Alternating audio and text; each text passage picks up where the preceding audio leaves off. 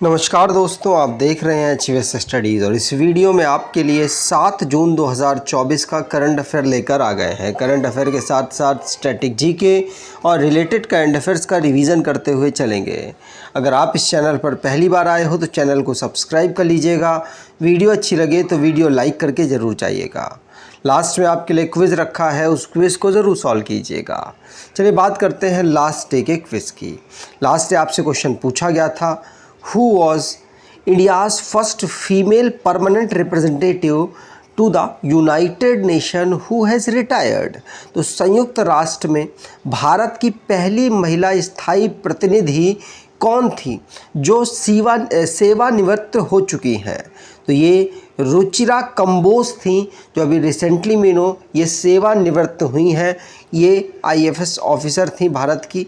ध्यान रखिएगा। आज के पहले क्वेश्चन की बात करें तो पहला क्वेश्चन है, Indian navy will participate in the RIMPAC 2024 naval exercise held in which country. तो भारतीय नौसेना किस देश में आयोजित रिमपैक 2024 नौसैनिक अभ्यास में भाग लेगी?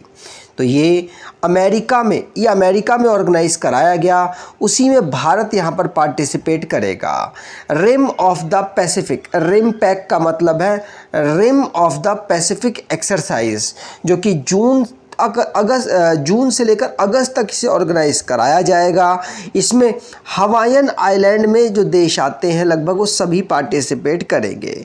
भारत भी यहाँ पर अपने जो इंडिजीनियस डेवलप्ड आईएनएस शिवालिक है उसके माध्यम से इस एक्सरसाइज में पार्टिसिपेट करेगा। 29 नंबर की ये एक्सरसाइज होगी।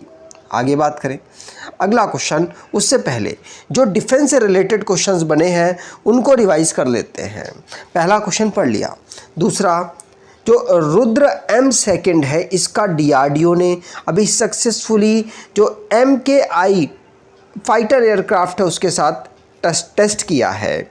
और 12 नंबर का जॉइंट वर्किंग ग्रुप की इंडिया और मंगोलिया के जो डिफेंस मिनिस्टर्स हैं उनके बीच में बैठक उलानबाटर में ऑर्गेनाइज कराई गई।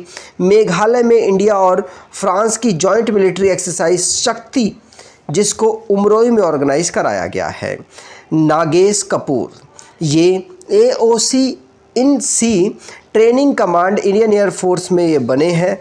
और साथ साथ डीआरडीओ ने यहाँ पर man portable anti tank guided missile का सक्सेसफुली टेस्ट किया है। गगन शक्ति नाम की एक्सरसाइज, जो कि लार्जेस्ट एयर मिलिट्री एक्सरसाइज है, इसको ऑर्गेनाइज कराया गया। भारत की सभी मतलब जो एयरफोर्स के अलग अलग यूनिट्स हैं उन्होंने पार्टिसिपेट किया। जो बैलिस्टिक मिसाइल अग्नि प्राइम है इसके नेक्स्ट जनरेशन का डीआरडीओ ने उड़ीसा के कोस्ट में सक्सेसफुली टेस्ट किया है। और पहला आर्मी कमांडर्स की कॉन्फ्रेंस नई दिल्ली में ऑर्गेनाइज कराई गई। अगला question, who has been selected for Gudleppa Hallikeri award 2024। तो गुडलेप्पा हल्लीकेरी पुरस्कार 2024 से किसे चुना गया? आंसर होगा, ये चुना गया है किसको? तो सिद्धलिंगा पतना शेट्टी को यहाँ पर चुना गया है। तो सेकंड ऑप्शन यहाँ पर बिल्कुल सही है। ये अवार्ड कर्नाटका के फ्रीडम फाइटर के नाम पर रखा गया था और जो सोशल में बेहतरी करने के लिए जो काम करते हैं उनको ये दिया जाता है। और ये सिद्धलिंगा पत्तन शेट्टी को इस बार प्राप्त हुआ है। अगर बात करें जो अवार्ड है गुडलेप्पा हल्लीकेरी, जो हल्लीकेरी थे ये महात्मा गांधी जी के साथ काम किया करते थे और काफ़ी क्लोजली वर्क किया करते थे उनके साथ। अब अवार्ड से रिलेटेड जो क्वेश्चंस बने हैं उनको रिवाइज करते हैं। पहला क्वेश्चन पढ़ लिया, निमहंस के जो डायरेक्टर हैं प्रतिमा मूर्ति, इनको Nelson Mandela health protection award 2024 से वर्ल्ड हेल्थ असेंबली में सम्मानित किया गया। राधिका सेन, इनको United nation military gender advocate award of the year award से इन्हें सम्मानित किया गया है। जेनी एरपन बैक, इनको इंटरनेशनल बुकर प्राइज़ 2024 प्राप्त हुआ। और प्रोफेसर श्रीनिवास आर कुलकर्णी, इनको शॉ प्राइज़ अमेरिका के द्वारा प्राप्त हुआ है। और पवन सिंधी, इनको global pride of Sindhi award से सम्मानित किया गया। ऑस्कर बुक स्टोर में भावी मेहता को Oscar book store book cover prize 2024 से सम्मानित किया गया। प्रो पब्लिका को प्लित्जर कमेटी के द्वारा सम्मानित किया गया, जो फ़लस्तीन में इन्होंने जो मीडिया का काम किया है और टेलीकास्ट की है वहाँ की इंफॉर्मेशन, उसके लिए इनको ये अवार्ड मिला है। अब जो आप कोई ई बुक परचेज़ करना चाहते हैं तो डिस्क्रिप्शन बॉक्स में लिंक है, वहाँ से ई बुक परचेज़ कर सकते हैं। अगला क्वेश्चन, विच पार्टी गॉट मेजॉरिटी इन आंध्र प्रदेश असेंबली इलेक्शंस। तो आंध्र प्रदेश विधानसभा चुनाव में किस पार्टी को बहुमत मिला है? तो आंध्र प्रदेश में टीडीपी को यहाँ पर बहुमत मिल चुका है। इनके तेलुगु देशम पार्टी है, एन चंद्रबाबू नायडू यहाँ पर अब दोबारा, मतलब पहले भी बन चुके हैं, एक टर्म में अभी जगन मोहन रेड्डी थे, अब दोबारा से एन चंद्रबाबू नायडू इसके चीफ मिनिस्टर यहाँ पे 4th टाइम बनने वाले हैं।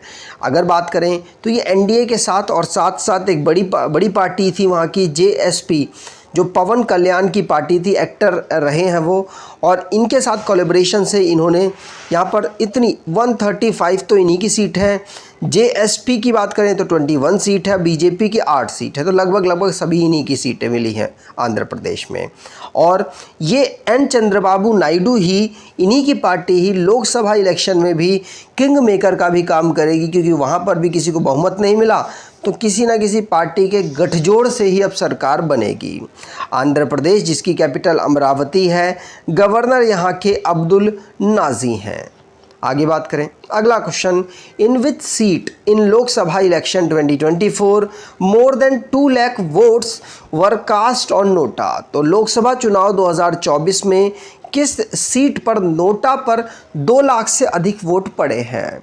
तो नोटा पर इंदौर मध्य प्रदेश में सबसे ज़्यादा वोट पड़े हैं इतिहास में, 2 लाख से ज़्यादा, 2,18,000 लगभग वोट यहाँ पर पड़े, क्योंकि इंदौर वो सीट थी जहाँ पर ना कांग्रेस का जो प्रत्याशी है वो खड़ा नहीं हुआ, वो बीजेपी के साथ मिल गया। उसके बाद कांग्रेस ने ये कैंपेन चलाया कि वोट फॉर नोटा कीजिए, और नोटा को 2,18,000 वोट यहाँ पर प्राप्त हुए हैं।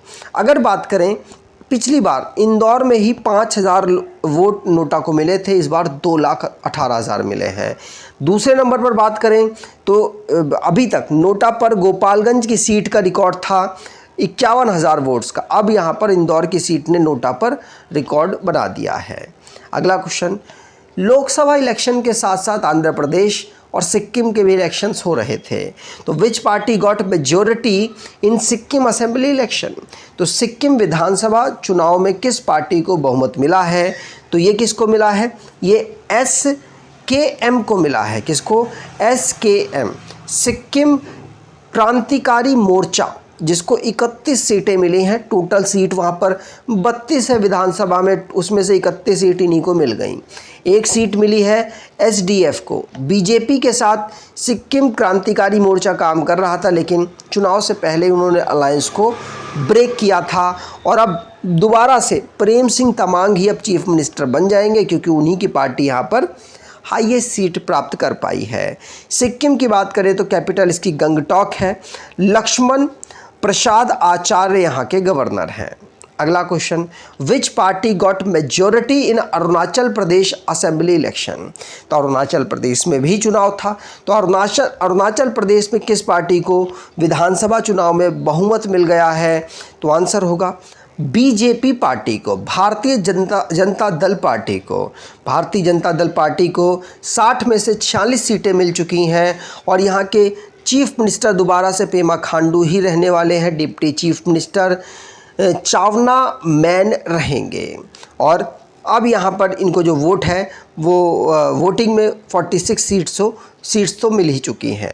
तो और अरुणाचल प्रदेश की बात करें तो ईटानगर यहाँ की कैपिटल, कैवल्य विक्रम परनायक यहाँ के गवर्नर हैं। 60 में से बीजेपी 46, NPP 5, PPA 2 और कांग्रेस को 1 सीट यहाँ पर मिली है। अगला question, Sparsh service which was in news recently is related to which ministry. तो हाल ही में चर्चा में रही स्पार्स सेवा किस मंत्रालय से संबंधित है। तो ये मिनिस्ट्री ऑफ डिफेंस से संबंधित है।